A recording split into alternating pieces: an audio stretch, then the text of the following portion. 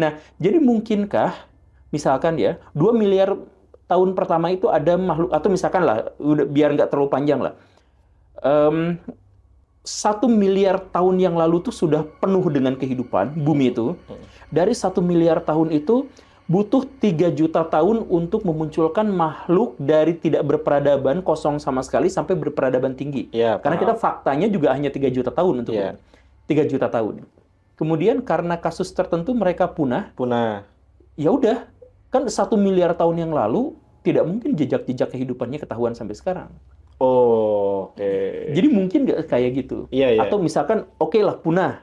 Terus kita tarik lagi 200 juta tahun kemudian, 800 juta tahun yang lalu. Tarik lagi hanya dalam 3 juta tahun, muncul lagi kehidupan berperadaban cerdas. Ya hilang lagi. Ya, mungkinkah seperti itu? Gitu. Iya, iya. Masuk akal nggak sih? Masuk akal, masuk akal. Secara empiris tidak bisa dibuktikan, tidak nyata, tapi secara rasional itu mungkin. Maka itu disebut sebagai hipotesis Silurian. Oke.